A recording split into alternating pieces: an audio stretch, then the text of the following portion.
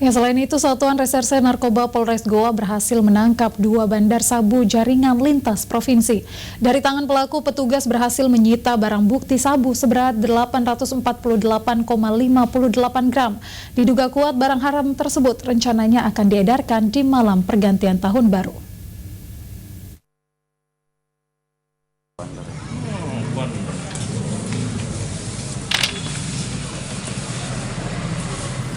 Jelang perayaan Tahun Baru, Satuan Reserse Narkoba Polres Goa kembali menangkap 2 bandar sabu yang kerap melakukan peredaran sabu di sejumlah wilayah di Kabupaten Goa.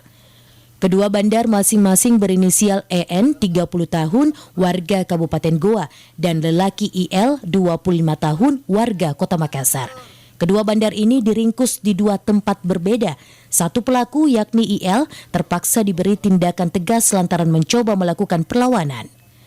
Selain menangkap kedua tersangka, petugas juga mengamankan sejumlah barang bukti, di antaranya sejumlah ponsel, timbangan digital, dan sabu seberat 848,58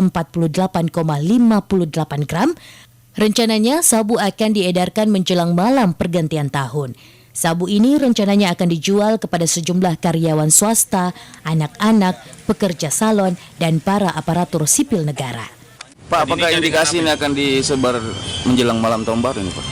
Ya, tentunya ini para pelaku, terutama para pengedar, momen pergantian tahun baru ini merupakan momen mereka untuk memasarkan barang terlarang ini.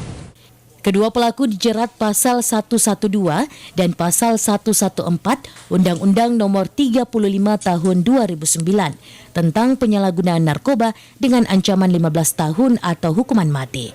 Petugas juga masih mendalami kasus ini untuk membongkar jaringan lainnya. Asyarudin Arbab, Celebes TV.